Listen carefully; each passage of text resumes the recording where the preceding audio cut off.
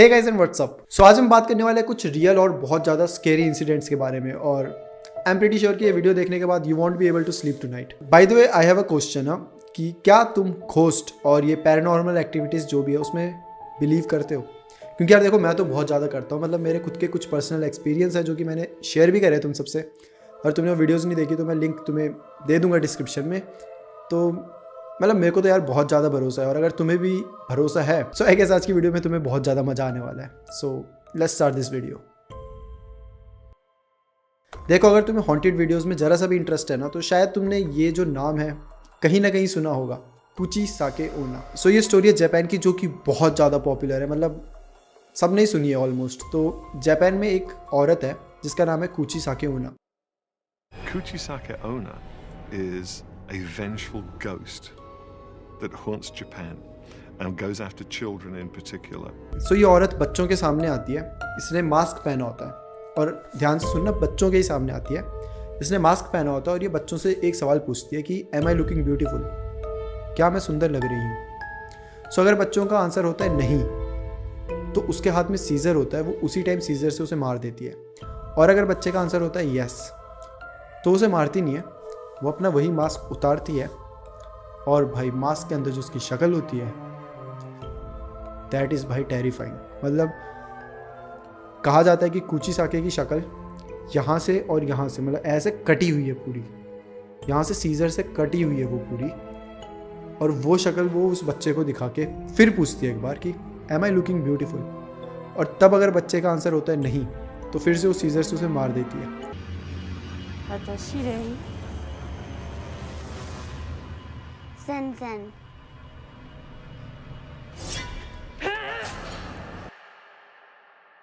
और अगर बच्चे का आंसर होता है हाँ, यस, तो वो सीजर से उस बच्चे की सेम वैसी शक्ल कर देती है, मतलब यहाँ से पूरा काट देती है।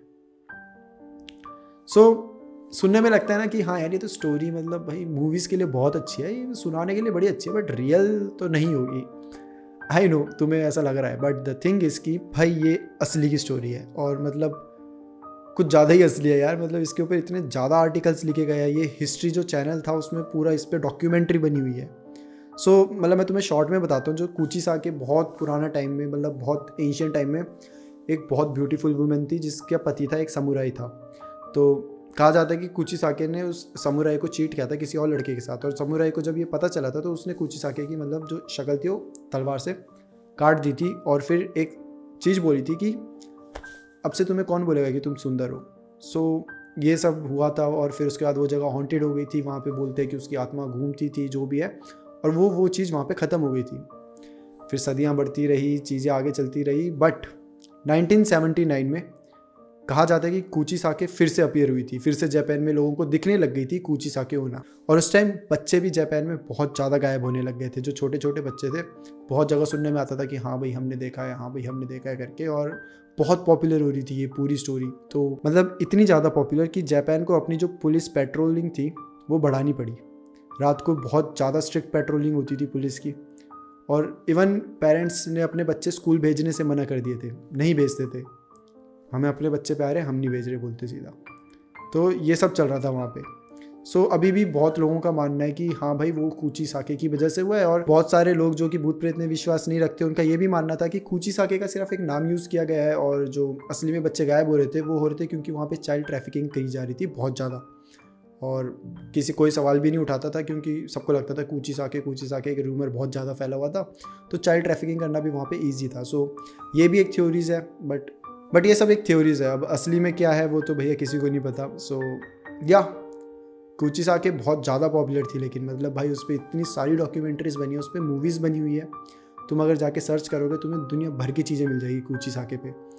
एंड आई होप कि तुम सबने पहले भी सुना ही होगा अगर तुम्हें ज़रा सा भी इंटरेस्ट है, क्योंकि ये बहुत ज़्यादा पॉपुलर चीज़ थी। So Leta is a name of a doll, also known as Leta me out. और ये ऐसा नाम क्यों पड़ा है वो तुम्हें आगे चलकर पता चलेगा। सो एक बंदा था कैरी वॉल्टर नाम का, वो ऐसे ही मतलब नॉर्मली एक्सप्लोर करता था हॉन्टेड जितनी भी प्लेसेस है। तो एक बार वो हॉन्टेड हाउस में जाता है उसे एक्सप्लोर करने के लिए, और वहाँ पे उसे एक डॉल मिलती है, और उस डॉल के सर पर असली ह्यूमन हेयर होते हैं। I haven't seen this yet, and Lena, our spiritual consultant, has not seen the doll and will give us a reading. Would you like to show us your doll?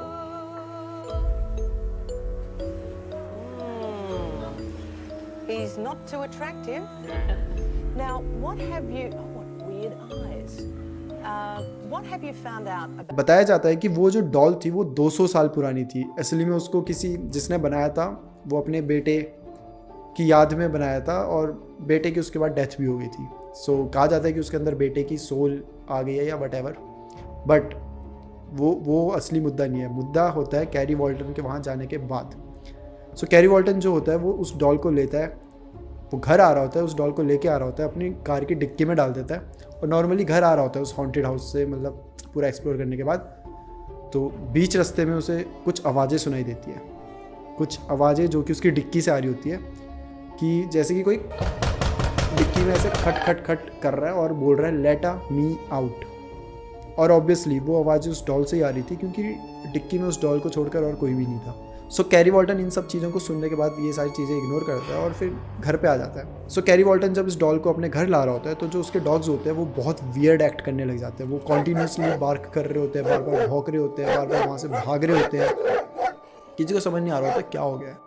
May be carry वॉल्टन को समझ आ जाए क्योंकि उसका काम ही यही था explore करना। सो फिर उसके बाद नेबर्स से भी कंप्लेंट आने लग जाती है कि भाई हमें बहुत अच्छी वाइब्स नहीं आ रही इस डॉल से, नेगेटिव वाइब्स आ रही है बहुत खतरनाक वाली। और ऐसी धीरे धीरे चीज़ें बढ़ती रहती है। तो कैरी वॉल्टन के जो बच्चे होते हैं वो बहुत छोटे होते हैं, वो उस डॉल से खेला करते थे।